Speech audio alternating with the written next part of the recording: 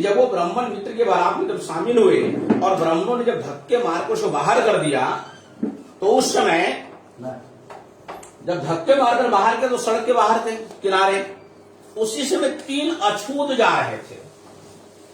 3 अछूत जा रहे थे और तीनों अछूतों के गले में मटके पड़े हुए थे, कमर में झाड़ू बंधी हुई थी। जब ऐसा उन्होंने देखा तो फूले साहब ने उन लोगों को बुलाया। बुलाने के बाद कहता है, ये तो तुम गले में मटका लगा कर रखे हो, क्या तुझे शर्म नहीं आ रहा है? पीछे कमर में झाड़ू है, क्या इससे शर्म लज्जा कुछ भी नहीं, कुछ भी परेशानी नहीं आ रहा है क्या? तो कहते शर्म क्या होता है, लज्जा क्या होता है, मुझे कुछ भी नहीं लग रहा है, क्योंकि बेचारे गले में मटके टंगे हुए, कमर में झाड़ू बंधे, उछलते कूदते हंसते कूदते जा रहे थे। तो फूले साहब ने सोचा कि ब्राह्मण ने हमें धक्के मारकर बाहर किया तो मुझे इतना शर्म लग रहा है, इतनी ग्लानि हो रहा है, इतना हमें दुख पहुंचा है, इतना तकलीफ पहुंचा है, और हमसे भी ज्यादा बेइज्जती ये लोग झेल रहे हैं कि जो गले में मटके बांधे हुए हैं, कमर में झाड़ू बांधा हुआ, इसको लाज शर्म क्यों नहीं आ रहा है, इसको दुख तकलीफ परेशानी क्यों नहीं आ रहा है। तो इस मुद्दे पर जब उन्होंने चिंतन मंथन किया तो क्या पाते हैं, यह बात पाते हैं मंथन करने के बाद कि फूले साहब जो रिजल्ट निकालते हैं कि हमें दुख और तकलीफ इसलिए हुआ, हमें लज्जा शर्म इसलिए लग रहा है क्योंकि हम 7वीं पास हैं, और ये जो अनपढ़ गवार है जिसके गले में मटके टंगे हुए हैं, ये अनपढ़ है, ये गवार है, इसके पास कुछ सोच नहीं, कुछ समझ नहीं, क्योंकि कुछ पढ़ा लिखा नहीं है। अगर इन लोगों को यदि हम पढ़ाने की व्यवस्था करें, इन लोगों के लिए अगर हम एजुकेशन की व्यवस्था करें, तो जिस तरह से शर्म हमको लग रहा है, दुख हमको लग रहा है, लज्जा हमको लग रहा है, तकलीफ हमको लग रहा है, तो कल की तारीख में ऐसा ही फीलिंग इसको भी होगा। जब ऐसा ही फीलिंग जब इसको भी होगा तो जिस मकसद को हम काम करना चाहते हैं, वो मकसद पे ये लोग भी हमारे साथ सहयोग में मैदान में कूद जाएंगे। इस बात को ध्यान में रखकर फूले साहब ने एजुकेशन की शुरुआत की। फिर उनको लगा कि केवल पुरुषों के एजुकेशन से काम चलने वाला नहीं है, केवल पुरुष ही अगर पढ़ ले तो केवल काम चलने वाला नहीं है, इस देश के अंदर महिलाओं को भी एजुकेशन चाहिए। तो अपनी पत्नी सावित्री बाई फूले को उन्होंने पढ़ा लिखा कर तैयार किया और उसके माध्यम से महिलाओं लड़कियों के लिए स्कूल खुलवाने का काम किया। कहने का मतलब मकसद टारगेट था, मकसद टारगेट था, उसके लिए पत्नी को पढ़ाया। और जब उसकी पत्नी पढ़ाने के लिए जब जाती थी तो समाज के लिए, समाज के अंदर इतनी बड़ा अचरज कि महिला पढ़ाने जा रही है, एक तो लड़कियों को एजुकेशन नहीं मिलना है और उल्टा जो है ये स्कूल खोल करके पढ़ाना शुरू कर दिए। तो जो लोग थे, जो इस सिस्टम के जो विरोधी लोग थे, विरोधी मानसिकता वाले लोग थे, वो सावित्री बाई फुले पर रास्ते में कीचड़ फेंकते थे, गोबर फेंक देते थे, कभी ईटा पत्थर फेंक देते थे, मतलब उनको ऐसा प्रताड़ित करने का प्रयास करते थे ताकि ये स्कूल जाना ये बंद कर दे। फिर भी सावित्री बाई फुले ने हिम्मत नहीं हारी, फिर भी हिम्मत नहीं हारी। जैसे अभी आप लोग एक उदाहरण सुने होंगे, तत्काल में वर्तमान में एक पाकिस्तान की थी मलाला यूसुफजई। तो अफगानिस्तानियों ने क्या किया, वहां पे पाबंदी था लड़कियों के लिए, लड़कियों के स्कूल थे मगर पाबंदी था कि लड़कियां स्कूल में नहीं पढ़ना चाहिए, उसको एजुकेशन नहीं होनी चाहिए। मगर मलाला इतना विरोध होने के बावजूद भी मलाला पढ़ने जाती थी। फिर उन्हीं लोगों ने क्या किया, मलाला को गोली मार, इलाज हुआ अमेरिका में, नोबेल पुरस्कार मिला उस मलाला को। वर्तमान समय में एजुकेशन का जो मुद्दा उसने उठाया, जो तालिबानी लोगों के खिलाफ, जो तालिबानी लोग नहीं चाहते थे कि लड़कियां पढ़ाई करें, मगर उसकी आवाज मलाला यूसुफजई ने उठाई। कितनी उम्र की, 16-17 साल की लड़की, 16-17 साल की लड़की कि भाई लोगों को, लड़कियों को पढ़ने का अधिकार मिलना चाहिए, इसके लिए वो गोली भी खाई। और अभी वो जीवित है, नोबेल पुरस्कार मिला उसको, विदेश में लोगों ने इलाज किया।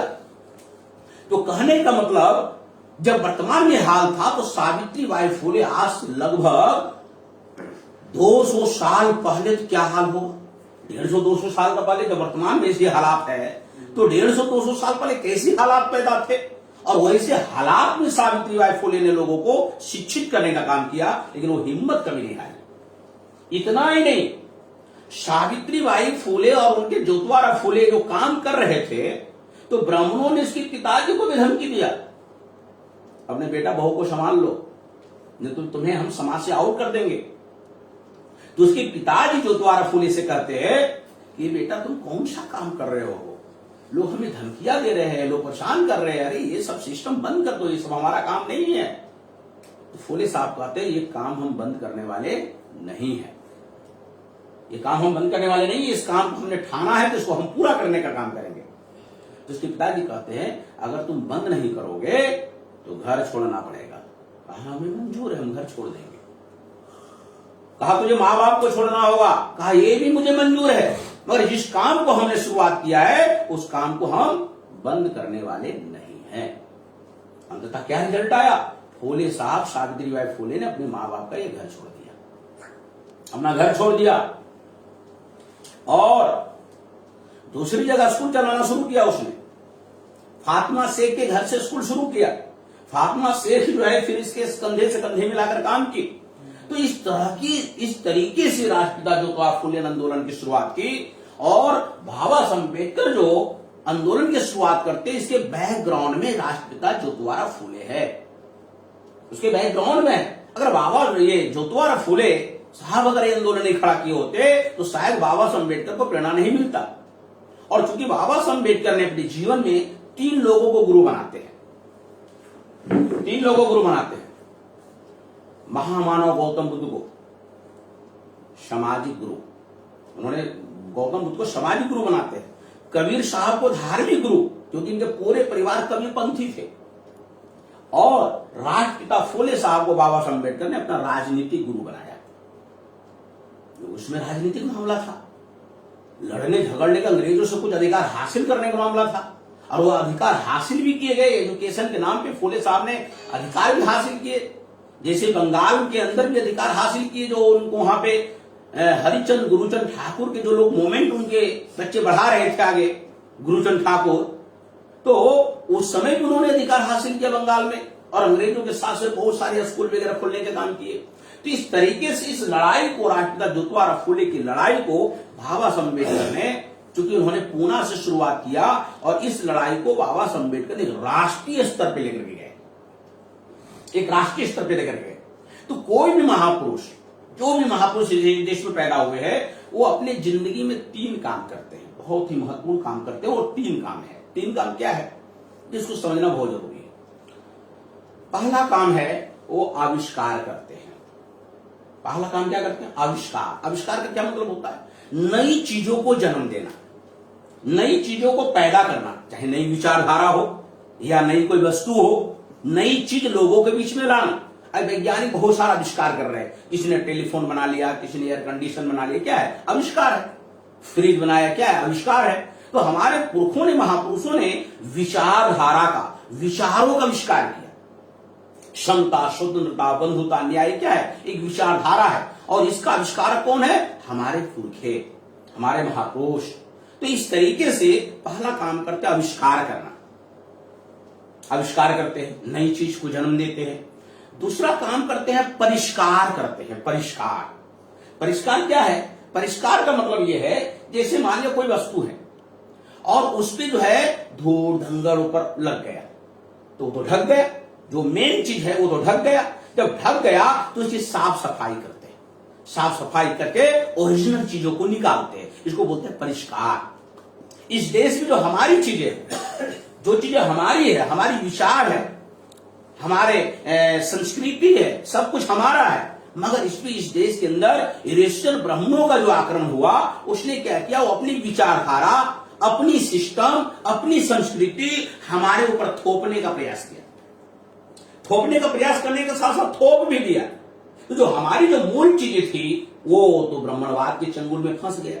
जब ब्राह्मणवाद के चंगुल में फंस गया तो उसका जो ब्राह्मणवाद रूपी जो उसके ऊपर जो कवर चढ़ गया, उसको साफ सफाई करना और अपनी मूल चीजों को निकालना, अपनी मूल चीजों को निकालना, ये क्या है? परिष्कार। जैसे एक उदाहरण के लिए आपको समझाऊं जो क्लियर हो जाएगा। बटन बंद कर। जैसे मान लिया जाए, बस जैसे अभी वो लोग प्रचार करते हैं कि दीपावली क्यों मनाते हैं, तो ब्राह्मणों के लोग प्रचार क्या करते हैं, या ब्राह्मणी सिस्टम के द्वारा प्रचार क्या किया जाता है कि राम जो है रावण को मार करके आए, अयोध्या लौटे तो दीपावली मनाएंगे। ठीक, ऐसा वो प्रचार करते हैं। जबकि मूल चीजें क्या है? जबकि मूल चीजें ये है कि जब महामानव गौतम बुद्ध को जब ज्ञान प्राप्त हुआ, क्या कर रहा? जब महामानव गौतम बुद्ध को ज्ञान प्राप्त हुआ, कहां ज्ञान प्राप्त हुआ? गया में। गया में पीपल वृक्ष के नीचे उनको ज्ञान मिला। और ज्ञान प्राप्त होने के बाद जब वो पहली बार कपिलवस्तु आते हैं, कपिलवस्तु अर्थात जहां को रहने वाले थे, जो वर्तमान का उत्तर प्रदेश में जगह है सिद्धार्थ नगर, वो प्राचीन समय का कपिलवस्तु है। तो जब ज्ञान प्राप्त कर जब कपिलवस्तु लौटते हैं तो उसके पिताजी, चूंकि राजा थे, राजा शुद्धोधन, इतने समय के बाद उसका बेटा वापस आ रहा है, और उस दिन अमावस्या था, तो खुशी में पूरे शहर में एक पूरी लाइट लगाया, दीप जलाए गए, खुशियां मनाई गई। तो इस तरीके से उसको दीपावली, दीपदान उत्सव का नाम दिया, वो है दीपावली। ये जो बुद्ध जो घर लौटते हैं, ये मूल चीजें हैं।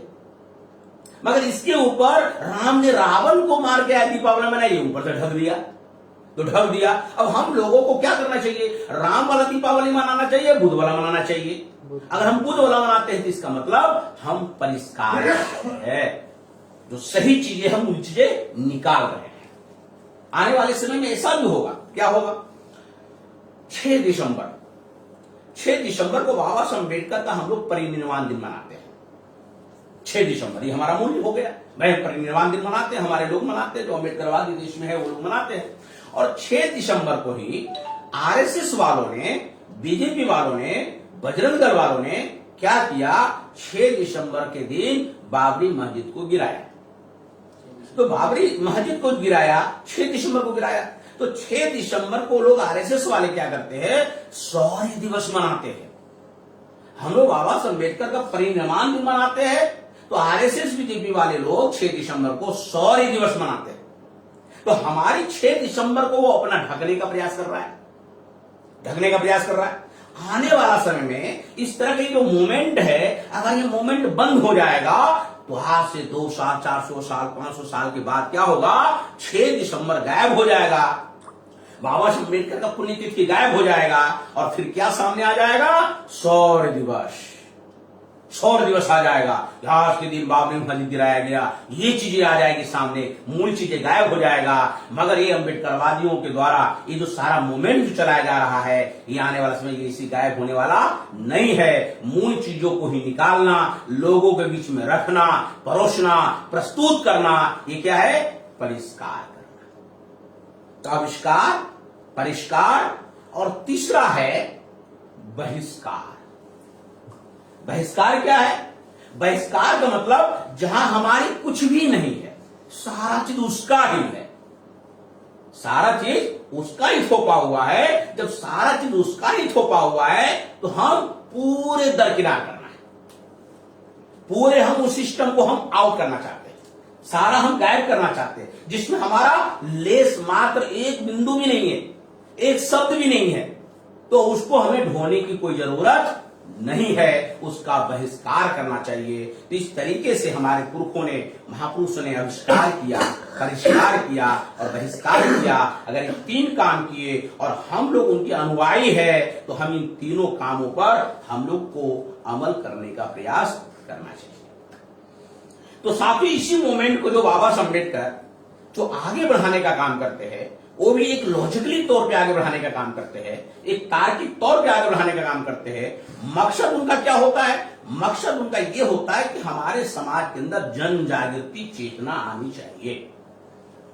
इसके लिए अलग तरीके भी अपनाते हैं, प्रैक्टिकल भी करते हैं। क्या प्रैक्टिकल करते हैं? जैसे उदाहरण के लिए संत रविदास जी जब मध्यकालीन भारत में आंदोलन शुरू किए थे, तो उन्होंने प्रैक्टिकल किया, साथ ही प्रैक्टिकल करते थे। तो प्रैक्टिकल उन्होंने कहा, क्या कहा?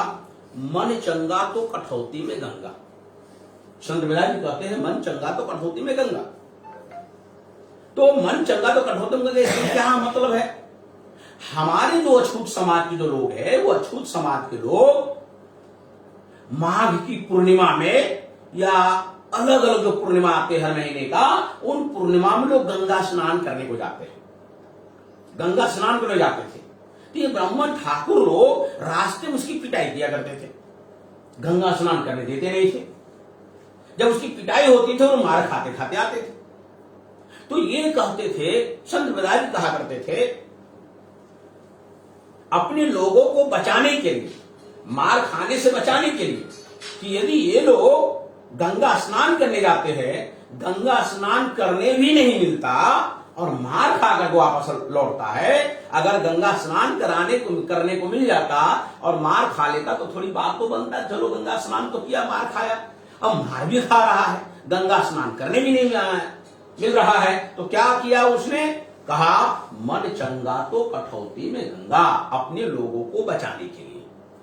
अरे मन शुद्ध है, मन यदि पवित्र है तो घर की पानी को ही गंगा मान लो, घर में जो कठौती है उसकी पानी को गंगा मान लो, ताकि लोग उधर जाना बंद कर दे, उधर जाना बंद कर दे, घर की पानी को ही गंगा मान ले। तो ये एक तरह से प्रैक्टिकल लोगों को समझाना शुरू किया। कबीर साहब भी ऐसा कहा करते थे। कबीर साहब कहते हैं एक बात, बहुत ही प्रैक्टिकल बात कहते हैं कि एक अजूबा ऐसा देखा, एक अजूबा ऐसा देखा मुर्दा रोटी खाए, एक अजूबा ऐसा देखा मुर्दा रोटी खाए और समझाने से समझत नहीं, मार लगे चिल्लाए। इसका क्या मतलब है? इसका मतलब यह है कि एक ऐसा अजूबा देखा, मुर्दा, मुर्दा मीन्स लाश जो मरा हुआ है, उसको रोटी खाते हुए देखा। तो भाई बड़ा अजीब वाला बात है कि जो मुर्दा आदमी रोटी खा रहा है, जो शव है वो रोटी खा रहा है, तो बड़ा अजीब वाला बात है। तो कहता है एक मुर्दा को रोटी खाते हुए देखा, रोटी खा रहा है, जब समझाता हूं उसको तो समझ में नहीं आता है, मगर जब इसको मार लगता है तब जाकर ये चिल्लाता है, मार लगता है तब चिल्लाता है।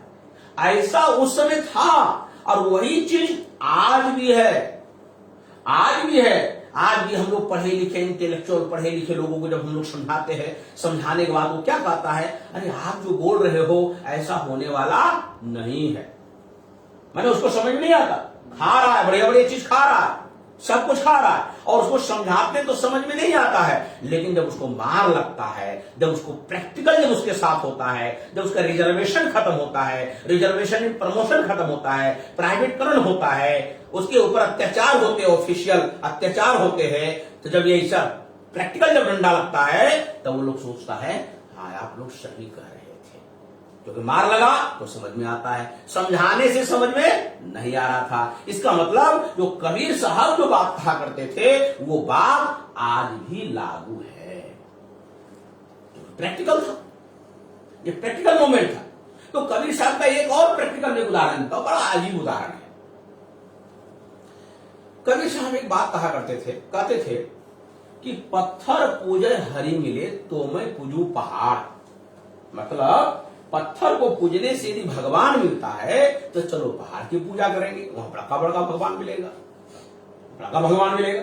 जैसे आप लोग सोशल मीडिया में एक चीज सुन रहे होंगे, लोग लिख रहे हैं कि मास्क बांधने से अगर कोरोना भागता है, अगर हम तिरपाल बांध ले तो कितना बढ़िया होगा।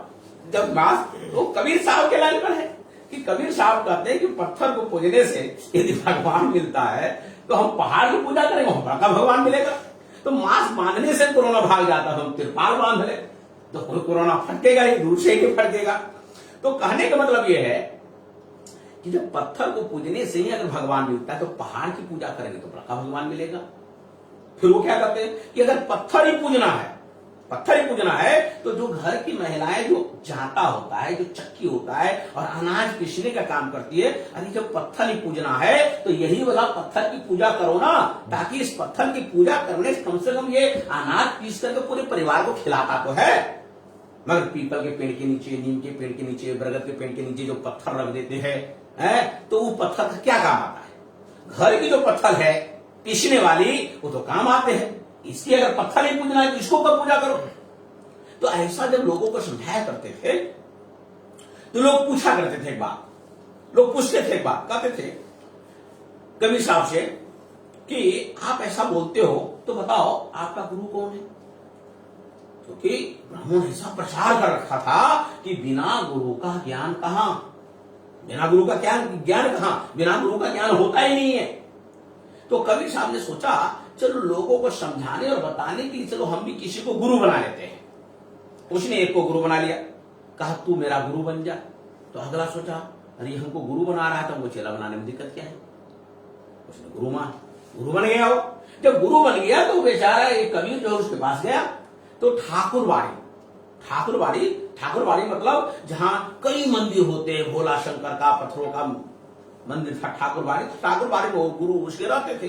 तो जब वहां गया तो कबीर साहब ने क्या देखा कि उसके गुरु जी बहुत सारे पत्थरों की पूजा कर रहे हैं, पत्थरों की पूजा करते थे।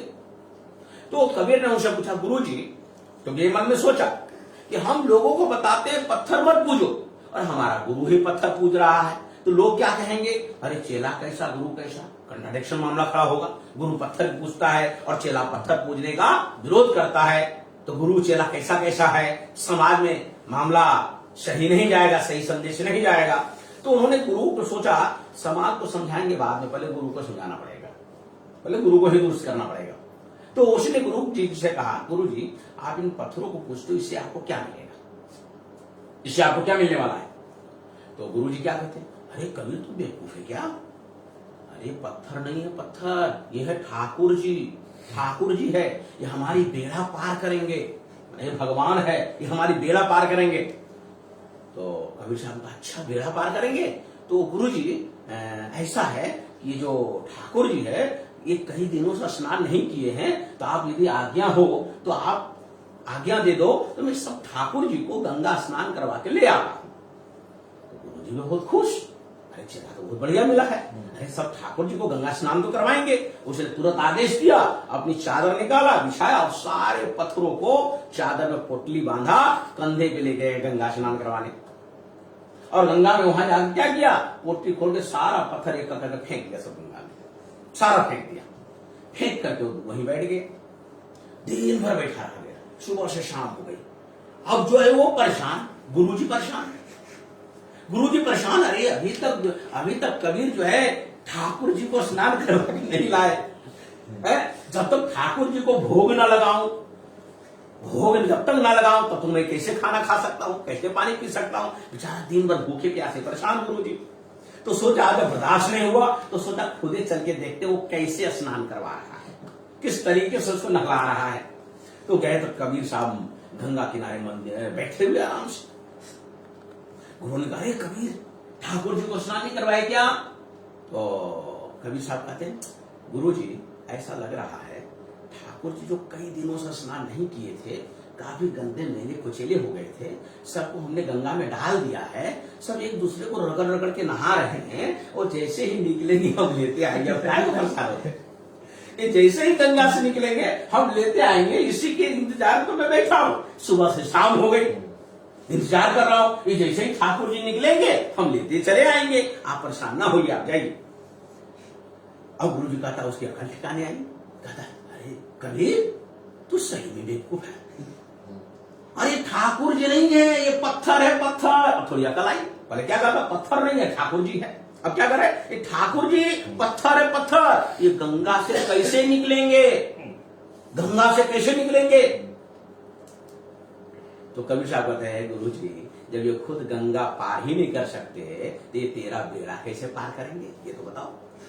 ये खुदे गंगा नहीं निकल सकता, ये खुदे गंगा को पार नहीं कर सकता, तो ये तेरा बेड़ा कैसे पार करेंगे। उसी समय गुरु जी जो है कबीर के पैर में लटक गया, कहा तू ही आज से मेरा गुरु हो जाएगा। मतलब ऐसा मोमेंट और ऐसा ही प्रैक्टिकल मोमेंट बाबा साहब अम्बेडकर चलाते। बाबा साहब अम्बेडकर ने अपने सारे लोगों को इकट्ठा किया, सारे अछूतों को इकट्ठा किया, कहा भाई हम लोग हिंदू हैं, हाँ हम लोग हिंदू हैं, तो हमारा अधिकार बनता है, कालाराम मंदिर प्रवेश करने का, भाई हिंदू है अधिकार बनता है, तो हाँ एकदम प्रवेश करना चाहिए। तो बाबा साहब अम्बेडकर ये सोचते हैं कि अगर हम ऐसे समझाते रहे हिंदू नहीं हो, तो ये कोई मानने वाला नहीं है, और जब हम इसको प्रवेश करवाएंगे और अगला जब विरोध करेगा, लाठी डंडे चलाएगा, हमारे लोग जब मार खाएंगे, तब समझ में आएगा कि हम हिंदू नहीं। ये इनका दिमाग चल रहा था बाबा साहब अम्बेडकर का। तो सबको इकट्ठा किया, कहा कि चलो हम लोग हिंदू है तो हमारा अधिकार बनता है मंदिर प्रवेश करने का, तो चलो हम लोग मंदिर प्रवेश करते हैं। जब मंदिर प्रवेश करने गए तो ब्राह्मणों ने, ठाकुरों ने पूरा लाठियां चलाया, पथले चलाया, बाबा साहब अम्बेडकर को भी चोटें आई और फिर सब लोग फिर एक जगह इकट्ठा हुए। जब एक जगह इकट्ठा होते हैं फिर बाबा साहब अम्बेडकर कहते हैं, यदि हम लोग हिंदू होते तो मंदिर प्रवेश करने जरूर मिलता, मंदिर प्रवेश करने नहीं मिला, उसके बदले डंडे मिले, उसके बदले पत्थर मिले, इसका मतलब हम लोग हिंदू नहीं है। सब लोगों ने स्वीकार किया, तुरंत स्वीकार कर लिया। अगर मार नहीं खाते तो स्वीकार कोई नहीं करता, ऐसे समझा तो स्वीकार नहीं करता।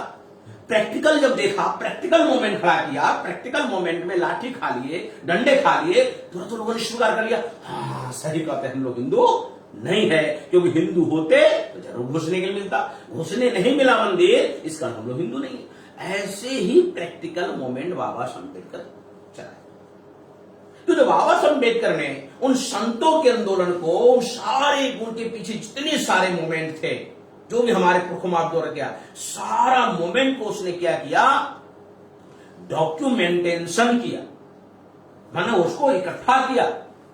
ऐसा कोई डॉक्यूमेंट इकट्ठा नहीं था, बाबा साहब अम्बेडकर सारा डॉक्यूमेंट इकट्ठा किया और फिर सोचा कि उन सारे लोगों का जो मूवमेंट था, आंदोलन था, वो क्षेत्रीय मूवमेंट था।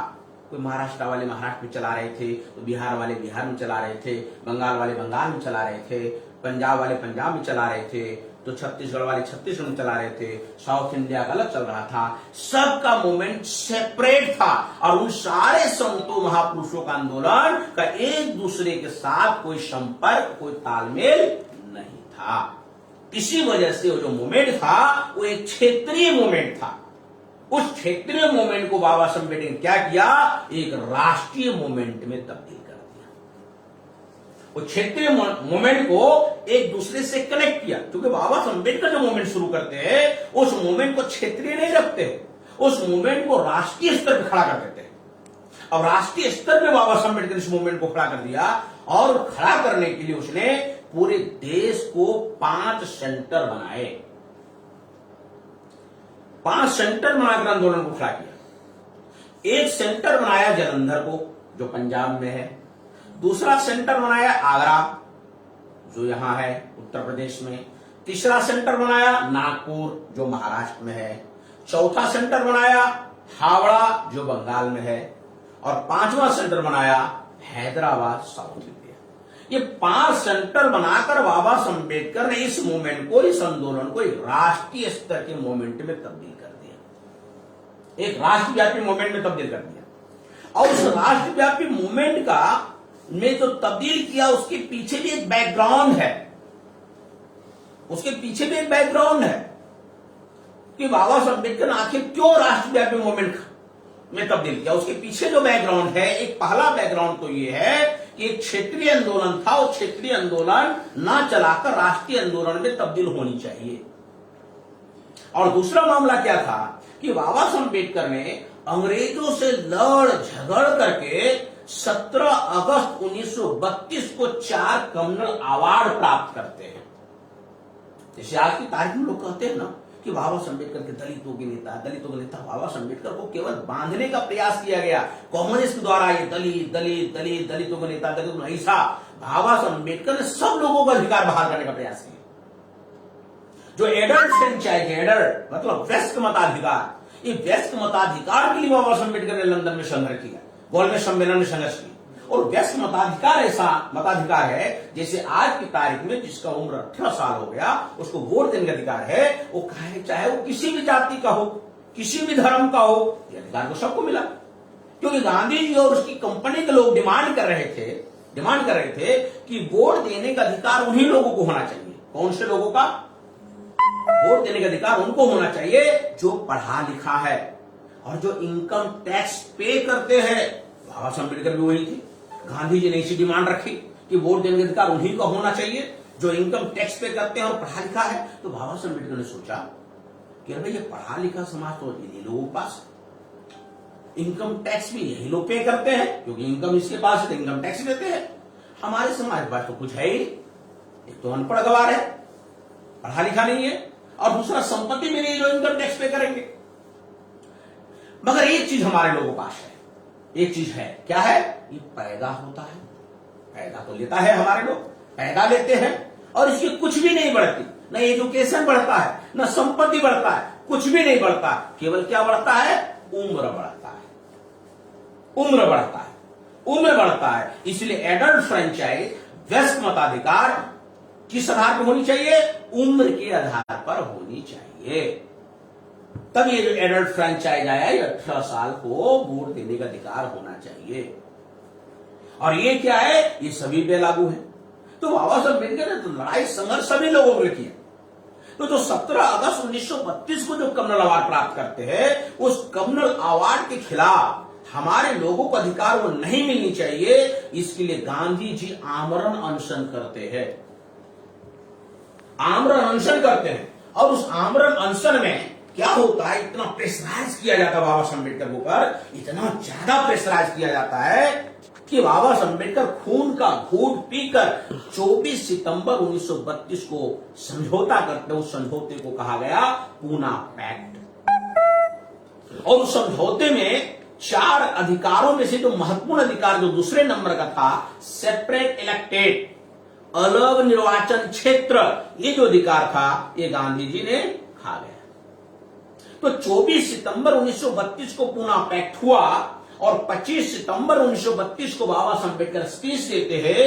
ये जो पूना पैक्ट है, ये पूना पैक्ट गांधी और कांग्रेस के द्वारा जबरदस्ती से हमारे लोगों पर थोपा हुआ समझौता है। मतलब और क्या बोल रहे? विरोध में बोल रहे कि पूना पैक्ट जबरदस्ती से थोपा हुआ समझौता है। इसलिए बाबा साहब अम्बेडकर की कोई सहमति नहीं थी पूना पैक्ट में, एक मजबूरन एक खून का घूंट पीकर उनको सिग्नेचर करना पड़ा। तो जो महत्वपूर्ण अधिकार था वो खत्म हो गया। तो बाबा साहब अम्बेडकर ने दूसरी प्लान ये रणनीति बनाते हैं कि इस मूवमेंट को हमें राष्ट्रीय स्तर के मूवमेंट में तब्दील करना पड़ेगा और दूसरा कोई रास्ता हमारे पास नहीं है। तो 24 सितंबर 1932 को पूना पैक्ट हुआ और 24 सितंबर 1932 से उन्होंने फिर शुरुआत कर दी राष्ट्रीय स्तर का मूवमेंट खड़ा करने के लिए। तब जाकर 1942 में राष्ट्रीय स्तर का मूवमेंट उन्होंने खड़ा कर दिया। 10 साल में राष्ट्रीय स्तर का संघ खड़ा कर दिया, 10 साल में। और जब राष्ट्रीय स्तर का आंदोलन खड़ा कर दिए, मूवमेंट खड़ा कर दिए, संगठन खड़ा कर दिए, तो 19, 20, 21 जुलाई 1942 में नागपुर में 3 दिन का अधिवेशन लगाते हैं। शेड्यूल कास्ट फेडरेशन का जन्म वही होता है 20 जुलाई 1942। 3 दिन का अधिवेशन। और जब 3 दिन का अधिवेशन जब लगता है तो उसी समय अंग्रेज सरकार के द्वारा एक लेटर बाबा साहब अम्बेडकर को मिलता है कि आपको लेबर मिनिस्टर बनाया जाता है, आपको हम मंत्री बनाना चाहते हैं। और बाबा साहब अम्बेडकर को लेबर मिनिस्टर बनाया गया। लेबर मिनिस्टर बनाने के बाद उन्होंने लेबरों के लिए सारा वर्क शुरू किया, लेबरों के लिए सारे कानून बनाए। बहुत सारे बांध देख रहे हैं, भाखड़ा बांध, रेहंद बांध। आप अगर झारखंड चले जाएं तो कोलेरियो का जो सिस्टम है, वहां डैम, मैथन डैम बना हुआ है। ऐसे कई बांध को बना करके उसने सिंचाई की व्यवस्था, बिजली उत्पादन करने की व्यवस्था, इस सारी व्यवस्था जो है बाबा साहब अम्बेडकर के उसी पीरियड में जब अंग्रेजों के द्वारा लेबर मिनिस्टर बनाए जाते हैं तब ही शुरुआत हुआ। मगर उनकी जिंदगी का सबसे एक अहम मामला था, जो चाह रहे थे कि महिलाओं का एक सेपरेट अधिकार होनी चाहिए। ये उनके अंदर एक चल रहा था, अपने लोगों का अधिकार होनी चाहिए। जो इस देश के अंदर जो वंचित समाज है, पिछड़ा समाज, उसको अधिकार तो सेपरेट मिलना ही चाहिए। मगर इसके अलावे इस देश के अंदर महिलाओं की स्थिति इतना दयनीय है, उन लोगों को भी अधिकार मिलना चाहिए। ये बाबा साहब अम्बेडकर के अंदर ये दर्द था और इसके लिए वो प्रयास कर रहे थे। यदि हम संविधान सभा में जाएंगे तो जाने के बाद ये सारे अधिकारों को हम संविधान सभा में रखने का काम करेंगे। नतीजा क्या निकलता है? जुलाई 1946 संविधान सभा का चुनाव हुआ और उस संविधान सभा के चुनाव में गांधी एंड कांग्रेस के द्वारा प्रचार किया गया कि डॉक्टर अंबेडकर के लिए संविधान सभा के दरवाजे तो क्या खिड़कियां भी बंद रहनी चाहिए। बाबा साहब अम्बेडकर संविधान सभा में इसलिए जाना चाहते थे, वो अपने लोगों को अधिकार दिलवाना चाहते थे। और गांधी कांग्रेस के लोग जान रहे थे कि ये व्यक्ति अगर संविधान सभा में अगर चले गए तो ये हमारा सुनने वाले नहीं है, क्योंकि इसकी योग्यता हम लोगों से अधिक योग्यता रखने वाला व्यक्ति है। यहां तक 1946 में एक मामला और आया था। ये जो अलीगढ़ यूनिवर्सिटी है, अलीगढ़ में अलीगढ़ यूनिवर्सिटी के लिए खोलने के लिए मुस्लिम लीग ने अंग्रेजों सामने प्रस्ताव रखा, डिमांड रखा, तो इस यूनिवर्सिटी के लिए अंग्रेजों ने 3 लाख रुपया बहाल किया। बनारस हिंदू यूनिवर्सिटी है, उसके लिए अंग्रेजों ने 3 लाख रुपया बहाल किया। बाबा साहब अम्बेडकर ने प्रस्ताव रखा, तो मुसलमानों को एजुकेशन में 3 लाख दे रहे हो, हिंदुओं के एजुकेशन 3 लाख रुपया दे रहे हो, हम लोगों के लिए क्या दे रहे हो? इस देश की जो अछूत समाज है, ना हिंदू है ना मुसलमान है, न ये इसको हिंदू रखना चाहता ना मुसलमान रखना चाहता है। हमारे लिए क्या व्यवस्था कर रहे हो? हमारे लिए भी 3 लाख प्रावधान होनी चाहिए। तो अंग्रेजों ने कहा, मिस्टर अंबेडकर आप 3 लाख करोगे क्या? पहले खाका तो बना कर लाओ, आपकी क्या योजना प्लान है, 3 लाख का करोगे क्या? बाबा साहब अम्बेडकर ने खाका बना कर दिया। हम अपने लोगों को फॉरेन एजुकेशन दिलवाना चाहते हैं, विदेशी शिक्षा। अब देखिए यहां थोड़ी चेंज हो गई। क्या चेंज हो गई? राष्ट्रपिता ज्योतिराव फुले ने प्राइमरी शिक्षा की शुरुआत की, बाबा साहब अम्बेडकर फॉरेन एजुकेशन की बात कर रहे हैं, क्योंकि समय, परिस्थितियां, काल चेंज हो गया। क्योंकि फुले साहब के समय में सारा समाज ही अनपढ़ गवार था, तो वहां प्राइमरी एजुकेशन की बात होती थी, शुरुआत हुई। और बाबा साहब अम्बेडकर के पीरियड में राजनीतिक माहौल चेंज हो गया। अब प्राइमरी एजुकेशन से काम चलने वाला नहीं था, क्योंकि बहुत सारे प्राइमरी एजुकेशन लोग ले चुके थे। अब बाबा साहब अम्बेडकर के सामने मकसद था कि मैं जो फॉरेन एजुकेशन लेकर के आया, तो मैं ये काम कर रहा हूं, हमारे जैसे लोग फॉरेन एजुकेशन लेकर के आ जाएंगे, फिर क्या होगा? हमारे जैसे बहुत सारे लीडर पैदा हो जाएंगे। ये उनकी मनसा थी अंदर में।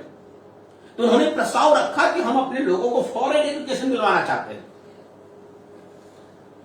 तो अंग्रेजों को आश्चर्य लगा, फॉरेन एजुकेशन दिलवाना चाहते हैं कि भाई क्यों दिलवाना चाहते हैं? तो बाबा साहब अम्बेडकर जवाब देते अंग्रेजों के सामने, कहते आपको ऐसा नहीं लगता कि 500 ग्रेजुएट एक साइड और दूसरे साइड अकेला अम्बेडकर बराबर? 500 ग्रेजुएट एक साथ अलग और अकेला अम्बेडकर अलग, ऐसा आपको लगता है? मेरे टक्कर का 500 ग्रेजुएट हो सकता है? बोला हाँ, इसमें कोई शक नहीं है। तो कहते हैं कि ऐसा क्यों है? ऐसा इसलिए है कि हमने फॉरेन एजुकेशन लिया है। अगर हमारे लोग हमारे जैसे अगर फॉरेन एजुकेशन, विदेशी शिक्षा लेकर के आ गए, तो जिस तरह मैं अपने समाज का लीडिंग कर रहा हूं, नेतृत्व कर रहा हूं, लीडरशिप कर रहा हूं, तो ये लोग भी लीडरशिप करने के लिए आगे आएंगे, तो हमारे समाज का विकास होगा। हम ये चाहते हैं। अंग्रेजों को बहाल करना पड़ा और 52 लोग विदेशी शिक्षा के लिए गए, 52 लोगों को विदेशी शिक्षा दिलाए गए। उस 52 लोगों की विदेशी शिक्षा में डॉक्टर KR नारायणन भी थे, जो बाद में देश का राष्ट्रपति बने। डॉक्टर KR नारायणन भी उस 52 लोगों में। तो साथी इस तरीके से जो बाबा साहब अम्बेडकर फॉरेन एजुकेशन की बात करते हैं कि हमारे समाज में बड़े पैमाने पर लीडरशिप तैयार होनी चाहिए, तो ये इस चीज को ये गांधी कांग्रेस लोग जानते थे कि बाबा साहब अम्बेडकर कितना हैसियत रखता है, कितनी योग्यता रखता है, कितनी काबिलियत रखता है, कितना गूढ़ ज्ञान इसके पास में है। इस बात को जानते थे, इसलिए वो चाहते थे कि डॉक्टर अंबेडकर संविधान सभा में ना आ पाए, इसको रोका जाए, किसी तरीके से रोका जाए। और रोकने के लिए प्रचार किया गया डॉक्टर अंबेडकर को संविधान सभा में दरवाजे तो क्या, खिड़कियां भी बंद रहनी चाहिए। बाबा साहब अम्बेडकर रोका गया। महाराष्ट्र के लोगों ने बाबा साहब अम्बेडकर को हराया, तो बंगाल के लोगों ने जिता करके भेज दिया। क्योंकि जब वहां से जब हार गए, तो एक व्यक्ति जीत के गए थे शेड्यूल कास्ट फेडरेशन के बैनर तले, वे थे जोगेंद्र नाथ मंडल। तो जोगेंद्र नाथ मंडल ने देखा कि बाबा साहब अम्बेडकर हार गए, अब ये ब्राह्मण लोग अपने फेवर में सारा संविधान लिखने का काम करेंगे, तो क्या किया जाए? उसने रिजाइन लिख दिया। रिजाइन लिखने उसकी सीट खाली हो गई। बाबा साहब अम्बेडकर को निमंत्रण देके बंगाल बुलाते हैं, और बंगाल जब बुलाते हैं तो बंगाल के लोग बाबा साहब अम्बेडकर जिता के भेज दिया संविधान सभा में। जब बंगाल के लोग जिता के भेज दिए तो गांधी कांग्रेस बहुत ज्यादा गुस्सा आ गए, अरे हम इसको रोकना चाहते थे, ये आ गए, जब आ गए तो क्या किया जाए? तो उन्होंने दूसरी रणनीति प्लानिंग बनाई। 3 जून 1947 को भारत विभाजन का प्रस्ताव कांग्रेस ने मंजूर कर लिया। कांग्रेस वर्किंग कमेटी की मीटिंग हुई, तो 30 जून 3 जून 1947 को भारत के विभाजन का प्रस्ताव कांग्रेस ने मंजूर कर दिया कि विभाजन होनी चाहिए, एक नया देश मुसलमानों के लिए पाकिस्तान बनना चाहिए।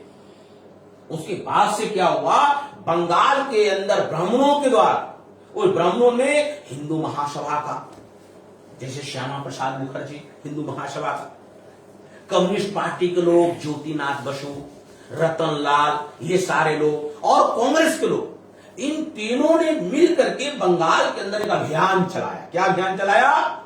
क्या अभियान चलाया?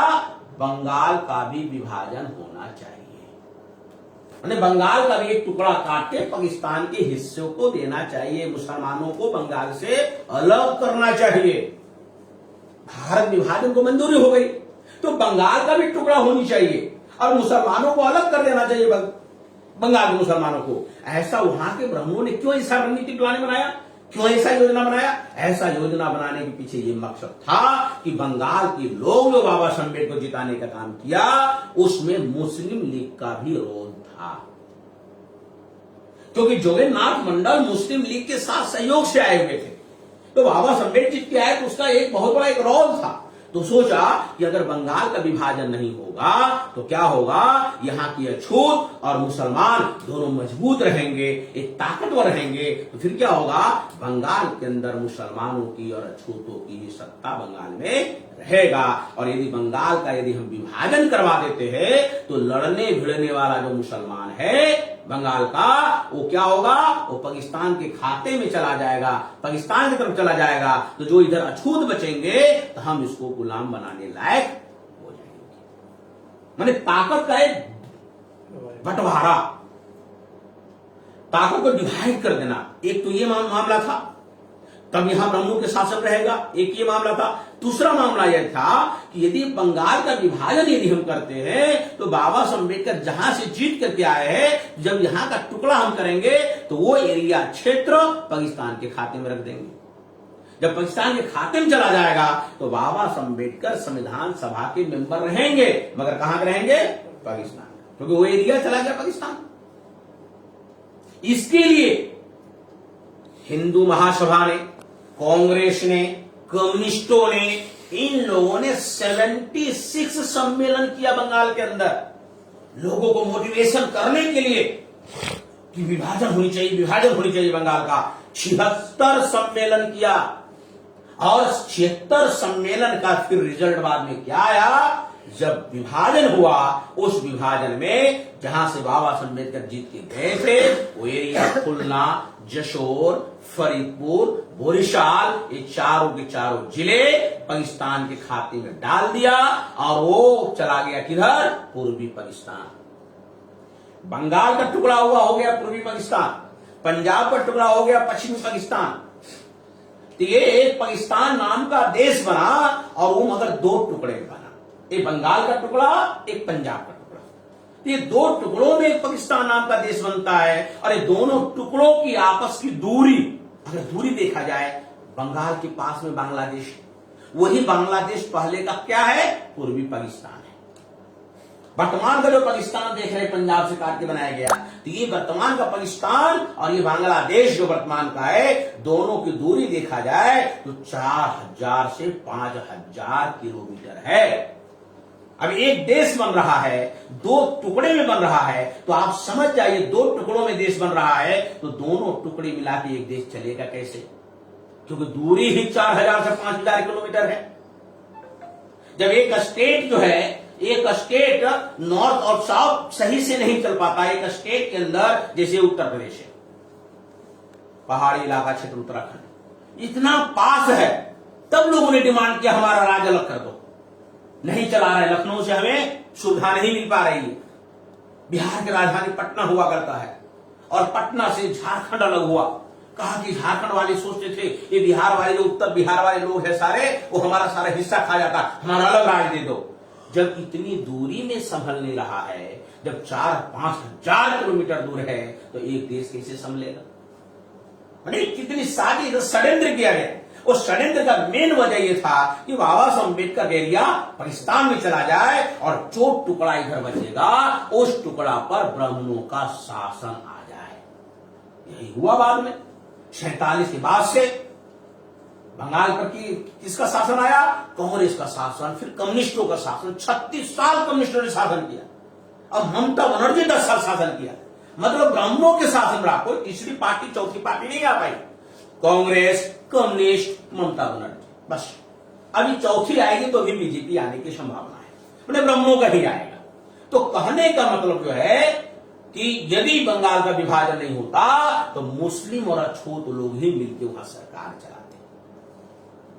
तो साथ ही इस तरीके से बाबा साहब अम्बेडकर जब एरिया उधर चला गया तो बाबा साहब अम्बेडकर जी सड़क पे आ गए, मगर उन्होंने एक ऐलान किया। वो ऐलान का जो बैकग्राउंड था, वो बैकग्राउंड क्या था? राष्ट्रव्यापी संगठन था, देशव्यापी संगठन उन्होंने फैलाए थे। तो उन्होंने बयान दिया कि हम तो रहेंगे भारत में, मगर इस देश का जो भी संविधान लिखा जाएगा और उस संविधान में जब तक हमारे लोगों को अधिकार नहीं होंगे, सेफ गार्ड नहीं होंगे, तब तक हम किसी भी संविधान को मान्य करने वाले नहीं हैं। खलबली मच गई कांग्रेस के अंदर, अंग्रेजों तक मैसेज पहुंच गया। अंग्रेजों ने सोचा कि ये कांग्रेस का और बाबा साहब अम्बेडकर का झगड़ा शुरू हो गया है। उन्होंने मैसेज किया, जब तक आपका झगड़ा शांत नहीं होता तब तक हम सत्ता का ट्रांसफर करके जाने वाले नहीं है। समस्या खड़ी हो गई कांग्रेस के लिए। तो इसी बीच बैरिस्टर जयकर का नेहरू के साथ झगड़ा हो गया। गुस्से में बैरिस्टर जयकर ने रिजाइन लिख दिया संविधान सभा से। तो बैरिस्टर जयकर का सीट खाली हो गई पूना से, और उस पूना के सीट से बाबा साहब अम्बेडकर पुनः खड़े हुए और जीत करके आए। कांग्रेस ने क्या किया? बाबा साहब अम्बेडकर के विरोध में कोई कैंडिडेट नहीं उतारा। क्यों? चलो जीत करके आने देते हैं, जीत करके जब आ जाएंगे संविधान सभा में तो अंग्रेज हमको सत्ता दे देंगे, तो डॉक्टर अम्बेडकर को हमको क्या देना है नहीं देना है फिर हम अपना सर्वट लेंगे, हम समझ लेंगे। पहले तो अंग्रेजों से हमें सत्ता लेने की जरूरत है। तो बाबा साहब अम्बेडकर पूना के सीट से संविधान सभा में आए और 29 अगस्त 1947 को बाबा साहब अम्बेडकर को संविधान लिखने की जिम्मेवारी अर्थात ड्राफ्टिंग कमेटी का चेयरमैन उनको बनाया जाता है। अब वो संविधान सभा में आ गए और ड्राफ्टिंग कमेटी का चेयरमैन बन गए। तो बाबा साहब अम्बेडकर ने जो वर्क किया, जो काम किया, और काम में आज की तारीख में जनरल तौर पर बहुत ज्यादा प्रचार है। और प्रचार क्या है? जो रिजर्वेशन का मामला है।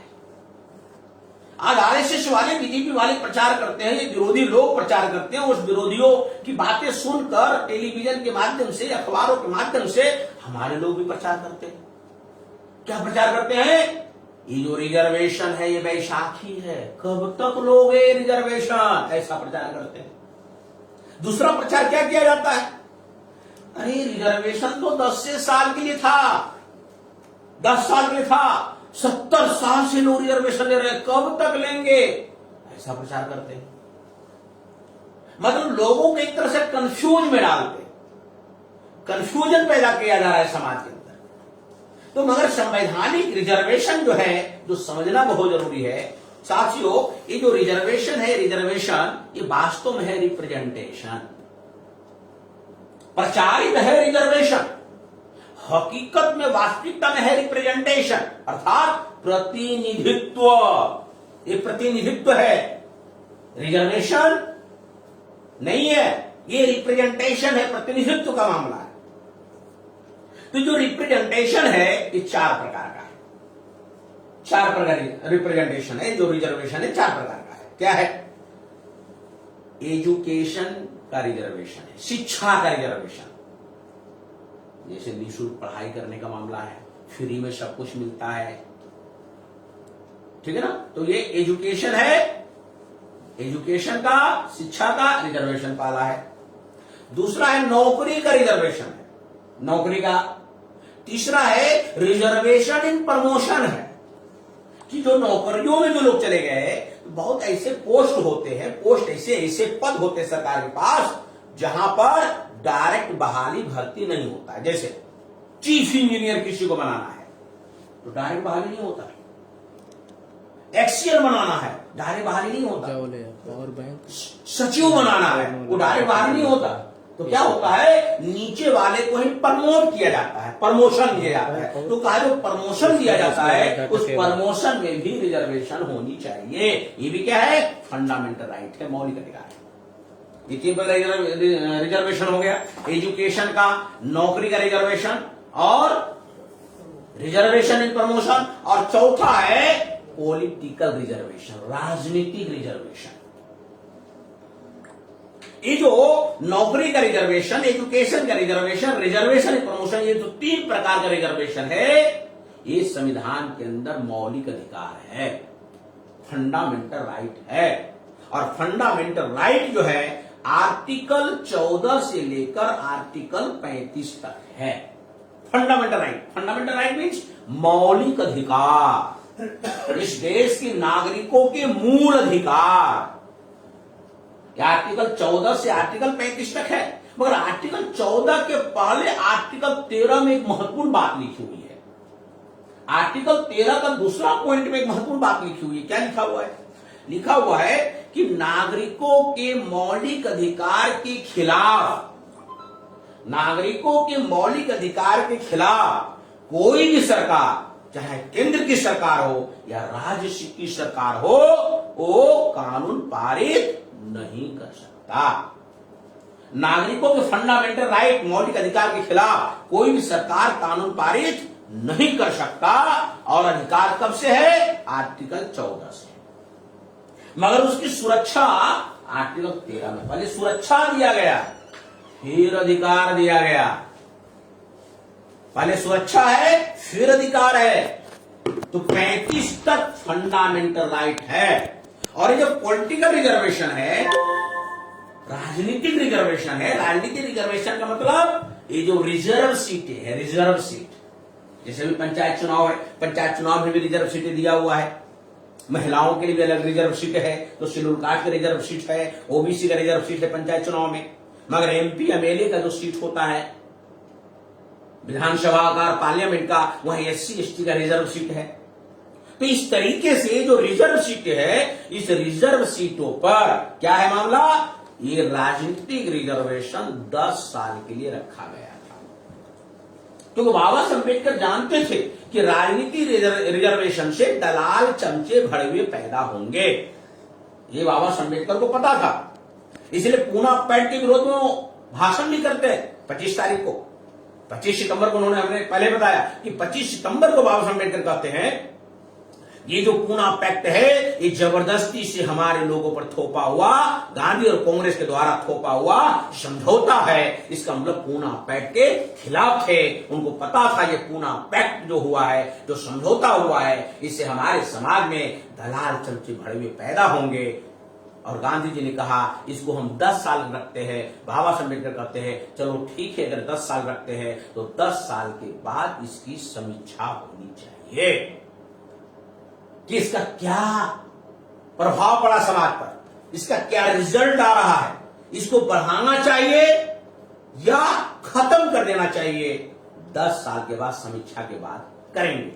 मगर ये लोग सरकार एक कांग्रेस की चलती रही, अभी बीजेपी चल रही है। तो इन लोगों ने प्लान क्या बनाया कि राजनीतिक रिजर्वेशन दलाल चमचे पैदा होते हैं, इसकी समीक्षा करने की जरूरत नहीं है। क्या किया जाए, सरकार उसकी है और सरकार जब उसकी होती है तो क्या करते हैं, हर 10 साल के बाद राजनीतिक रिजर्वेशन को बढ़ा दिया जाता है। जब हर साल राजनीतिक रिजर्वेशन बढ़ा दिया जाता है, वही राजनीतिक रिजर्वेशन बढ़ते बढ़ते बढ़ते बढ़ते 70 साल क्रॉस कर गया। और ये दुश्मन प्रचार करते हैं अरे रिजर्वेशन कब तक लेगा, अरे राजनीतिक रिजर्वेशन है।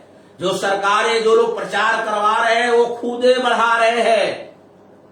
इस राजनीतिक रिजर्वेशन के लिए कोई मूवमेंट देश में नहीं चलता, कोई आंदोलन नहीं चलता, कोई धरना प्रदर्शन नहीं चलता कि हमारी रिजर्व सीटें 10 साल के लिए बढ़ाया जाए।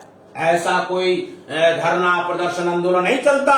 मगर जिस चीज के धरना प्रदर्शन आंदोलन चल रहा है इस देश में, एजुकेशन का रिजर्वेशन चलाया जा रहा है।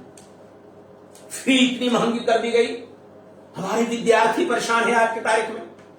कोरोना के नाम पर सारा और एजुकेशन चौपट कर दिया गया। जहां एजुकेशन का मामला है, उसके अधिकार का मामला है, उसके लिए धरना प्रदर्शन हो रहे हैं। छात्र लोग सड़कों पर उतरे तो उसकी पिटाई हो रही है। तो एजुकेशन जो रिजर्वेशन है, इसके लिए हमारी लड़ाई लड़ रहे हैं, इसको खत्म कर रहा है। नौकरियों के लिए लड़ाई लड़ रहे हैं, उसको खत्म कर रहा है। सारा प्राइवेट कर नौकरियां सारी खत्म हो रही है। रिजर्वेशन प्रमोशन खत्म किया गया, रिजर्वेशन प्रमोशन लड़ाई हमारे लोग लड़ रहे। जो चीज इस देश के संविधान के अंदर मौलिक अधिकार है, उस मौलिक अधिकार के लिए हमारे लोग संघर्ष कर रहे हैं, वो दे नहीं रहा है, दे नहीं रहा है। उसके लिए लोग लड़ाई लड़ रहे हैं, आंदोलन कर रहे हैं, धरना कर रहे हैं, प्रदर्शन कर रहे हैं। जो हमारा फंडामेंटल राइट है, फंडामेंटल राइट के लिए हम आंदोलन कर रहे हैं, वो नहीं मिल रहा है। और जो हमारा फंडामेंटल राइट नहीं है, और उसके लिए कोई भी धरना प्रदर्शन आंदोलन नहीं होता, और उस रिजर्वेशन को सरकार क्या कर रही है, 10 साल के लिए बढ़ा रही है, और उसका प्रचार कर रहा है लोग रिजर्वेशन कब लेगा, मगर ये नहीं बोल रहा है कौन सा रिजर्वेशन। 3 तो मौलिक अधिकार वाला रिजर्वेशन है, एक है पॉलिटिकल रिजर्वेशन जो मौलिक अधिकार नहीं है, उसको खत्म होनी चाहिए। मगर वो लोग खत्म किसको कर रहे हैं, फंडामेंटल राइट के अधिकारों को खत्म कर रहे हैं। तो साथ ही जो रिजर्वेशन है, तो रिजर्वेशन को एक बात और समझने की जरूरत है, रिजर्वेशन है क्या। उदाहरण के लिए मैं केवल समझा रहा हूं, क्योंकि आप लोगों को कहीं चर्चा में करना पड़ता है। बहुत सारे लोग कहते हैं कब तक बैसाखी लोगे, कब तक ये रिजर्वेशन लोगे, हैं लूले लंगड़े लोग हैं, ऐसा कहते हैं कि रिजर्वेशन लेने वाले लोग लूले लंगड़े लोग हैं, सहारा चाहिए इसको। तो साथ ही रिजर्वेशन है क्या। उदाहरण के लिए जब संविधान सभा में रिजर्वेशन पर बहस चल रहा था, तो बाबा साहब अम्बेडकर की जो विरोधी लोग थे, ब्राह्मण पक्ष वाले लोग, कांग्रेस वाले, डॉक्टर अम्बेडकर से पूछा, मिस्टर अम्बेडकर आप समानता की बात करते हो, समानता की बात करते हो, समानता की बात करते हो, तो एक खास वर्ग विशेष को आप रिजर्वेशन दे रहे हो, तो हमारे लोगों के लिए क्यों नहीं दे रहे। भाई आप समानता की बात करो ना, आपके नजरों में सभी समान है, आपके नजरों में सभी समान है, तो समान जब है तो सबको देना चाहिए। किसी को दे रहे हो, किसी को नहीं दे रहे हो, ये कैसे संभव है। आप कहां समानता का प्रश्न हो। तो बाबा साहब की बात करते, बड़ा ही लॉजिक वाली बात, एक लॉजिकली बात करते हैं। वो लॉजिकली बात ये कहते हैं, मैं समानता के पक्ष में नहीं हूं, मैं समानता के पक्ष में नहीं हूं, मैं समानता प्रस्थापित करने के पक्षधर में हूं। देखिए 2 शब्द है, एक समानता का पक्षधर होना अलग बात है, दूसरा समानता प्रस्थापित करने का पक्षधर होना अलग बात है। एक समानता का पक्षधर और दूसरा समानता प्रस्थापित करने का पक्षधर। ये थोड़ा हिंदी का हार्ड शब्द है। अब इसको मैं एक उदाहरण से समझाता हूं आपको। जैसे आप सभी लोग यहां बैठे हुए हैं, मैं ये काम करता हूं, काम में करता हूं, क्या जितने लोग बैठे हुए सबको मैं 2-2 हजार रुपए सबको देता हूं, सबको देता हूं 2-2 हजार रुपए। सबको मिलेगा जब 2-2 हजार रुपए, जब सबको 2-2 हजार रुपए मिलेंगे तो आप क्या कहेंगे कि मेरे नजरों में सभी समान है, सभी बराबर है, क्योंकि सबको हमने 2-2 हजार रुपया दिया, किसी को कम नहीं दिया, किसी को ज्यादा नहीं दिया। इसको बोलते हैं समानता का पक्षधर, कि मेरे नजर में सभी बराबर है, सभी समान है, सबको हमने 2-2 हजार दिया। ये है समानता का पक्षधर। अब मैं दूसरा काम करता हूं, मैं एक तरफ से सबका पॉकेट चेक करता हूं, सबका। जिसके पॉकेट में 2000 होगा उसको 1 रुपया भी नहीं दिया जाएगा, और जिसके पॉकेट में 1000 होगा वहां 1000 दिया जाएगा, और जिसके पॉकेट में 500 होंगे वहां 1500 दिए जाएंगे, और जिसका एकदम खाली होगा उसको ही 2000 दिया जाएगा। तब क्या होगा, सभी 2000 वाले हो जाएंगे, सब 2000 वाले हो गए। इसका मतलब इसको बोलते समानता प्रस्थापित हुआ, सब 2000 वाले हो गए, कोई कम नहीं है, कोई ज्यादा नहीं है, और सबको 2-2 हजार बांध दिया जाए। तो पता चले पहले से इसके पॉकेट में 500 रुपया हो तो 2500 इनके पास आ जाएगा। पता चले किसी को पास पहले से 2000 रुपया पॉकेट में पड़ा हो तो उसको 2000, तो फिर 4000, तो फिर समानता कहां होगा, फिर तो ऊंच नीच तो हो भी करेगा।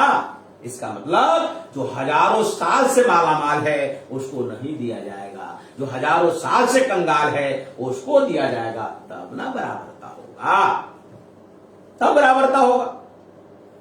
अब इसे एक कमरा है, ये कमरा है, इसमें एक लड़के को बंद कर दिया, 10 साल के लड़के को, एक 10 साल के लड़के को इस कमरे में बंद कर दिया जाए, और खिड़की से उसको खाना पानी केवल दिया जाए, कमरे से बाहर ना निकाला जाए। तो लड़का ज्यादा देर क्या करेगा, कमरे भर टहलेगा, घूमेगा, सोएगा, बैठेगा बस।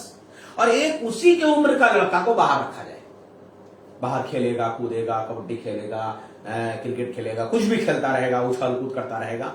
और 10 साल के बाद इस कमरे से लड़के को निकाला जाए बाहर, और बाहर वाला जो लड़का है दोनों लड़कों को एक जगह खड़ा कर दिया जाए और कहा जाए सीटी बजा रहा हो, दोनों थोड़ा दौड़ लगाओ, कौन फर्स्ट जाता है, कौन कंपटीशन में आता है, किसके पास मेरिट है हम देखते हैं। अब जो 10 बाय 10 के कमरे में बेचारा रहा, 10 साल से रहा, उसके सारे शरीर पैर तो सारे जाम हो गए, दौड़ना कूदना सारा बंद है, सहारा बंद है, बाहर वाला दौड़ कूद रहा है, दोनों का उम्र वही है मगर वो बाहर है, एक कमरे के अंदर है। जब दोनों को निकाला जाएगा, दोनों को कहा जाएगा थोड़ा दौड़ो, तो ऑटोमेटिक जो बाहर है वही फर्स्ट आएगा। इसका क्या मतलब है, इसका मतलब ये है कि जो कमरे के अंदर है इसको थोड़ा स्पेशल छूट दिया जाए। स्पेशल छूट देने का क्या मतलब है, हम अगर मान लिया इसको खड़ा करते यहां पर, जो कमरे के अंदर लड़का है, और जो बाहर लड़का है इसको पीछे खड़ा करते हैं, अब कहते अब दौड़ लगाओ और कौन फर्स्ट आता है, तब होगा। तो ये जो स्पेशल छूट जो है, स्पेशल अधिकार है, यह स्पेशल अधिकार ही रिजर्वेशन है। तो इस समाज को हजारों साल से वंचित करके रखा गया। तो बाबा साहब अम्बेडकर ने जो लॉजिक देने का काम किया कि मैं समानता के पक्षधर में नहीं हूं, समानता प्रस्थापित करने के पक्षधर में हूं। अब ये जो लॉजिक दिया इसका किसी के पास कोई जवाब नहीं था, इसीलिए रिजर्वेशन संविधान के अंदर फंडामेंटल राइट में आया। और जब हमारे लोग पढ़ लिख करके नौकरियों में अच्छी अच्छी पोस्टों पर सारा जब आना शुरू हो गए, तो उन लोगों ने, और जो कुछ जागरूक किस्म के लोग थे, बाबा साहब अम्बेडकर का 1952 में जयंती मनाई, और बाबा साहब अम्बेडकर को बुलाते हैं 17 अगस्त 1952 को अपनी जयंती में बुलाते हैं। एक तो बाबा साहब अम्बेडकर जाने को तैयार ही नहीं थे, क्योंकि ये इस सब चीजों के पक्ष में थे ही नहीं, सबके मूड में थे ही नहीं कि हमारी जयंती मनाया जाए। फिर भी उनको एक संदेश देना था, इसलिए बाबा साहब अम्बेडकर जयंती में पहुंचते हैं और वहां जाके क्या कहते हैं, हमारा जयंती में मनाकर और मेरा जय जयकार करने के बजाय, अरे जो मेरा अधूरा काम है उसके पूरा करने के लिए जान की बाजी लगा दो। तो साथियों, वो अधूरा काम कौन सा है, वो अधूरा काम कौन सा है जो कहना चाहते थे साथियों? वो अधूरा काम क्या है, जो भारत के संविधान की प्रस्तावना में, प्रियम्बल ऑफ द कॉन्स्टिट्यूशन में बाबा साहब अम्बेडकर लिखे गए समता, स्वतंत्रता, बंधुता और न्याय पर आधारित समाज और राष्ट्र का निर्माण करना है। ऐसा राष्ट्र बनाना है, ऐसा देश बनाना है, ऐसा समाज बनाना है, कैसा, जहां समानता होनी चाहिए, क्षमता होनी चाहिए, समता मीन समानता, बराबरता होनी चाहिए, स्वतंत्रता, आजादी होनी चाहिए, क्षमता होनी चाहिए, स्वतंत्रता होनी चाहिए, बंधुता होनी चाहिए, और न्याय पर आधारित समाज और राष्ट्र निर्माण होनी चाहिए। ये जो काम है, ये काम अधूरा है। इस काम को पूरा करने के लिए अपनी जान की बाजी लगा दो, ऐसा बाबा साहब अम्बेडकर उस अपनी जयंती में संदेश देते हैं। तो अब इस काम को आज की तारीख में कौन रहा है? क्योंकि पुरुषों में थोड़ी बहुत हल्का सा थोड़ी स्वतंत्रता दी गई, थोड़ी सी आजादी दी गई, अरे तुम कहीं भी घूमो टहलो वगैरह सब कुछ करो, मगर महिलाओं की तो और सबसे बड़ी गुलामी ला दी गई। उस महिलाओं की आजादी के लिए बाबा साहब अम्बेडकर हिंदू कोड बिल का प्रस्ताव रखे थे संविधान सभा, हिंदू कोड बिल।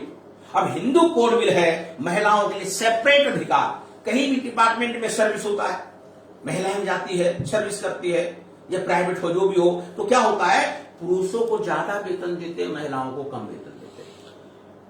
किसी भी डिपार्टमेंट में वेतन पुरुषों को ज्यादा मिलता है, महिलाओं को कम मिलता है, जबकि महिलाएं उससे ज्यादा काम करती है। क्यों, कैसे कम काम करती है?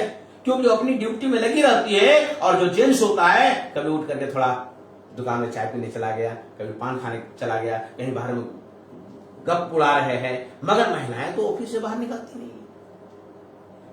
जब उसका ड्यूटी खत्म होता है तभी निकलती है, तो काम वो ज्यादा करने में वेतन कम देता है। मातृत्व अवकाश होता है, उसके लिए छुट्टियां का प्रावधान किया गया।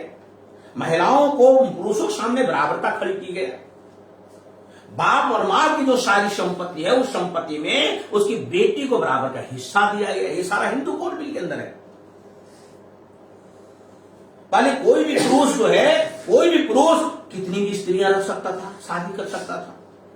अब प्रावधान कर दिया गया, अगर दूसरी स्त्री लाना चाहते हो तो पहले से पहले तलाक करो। जब तक इससे तलाक नहीं होगा तब तो दूसरी को शादी आप कर नहीं सकते। महिलाएं भी अगर पति से खुश नहीं है तो महिलाओं को भी अधिकार दिया कि तुम भी तलाक के लिए अर्जी दे सकते हो।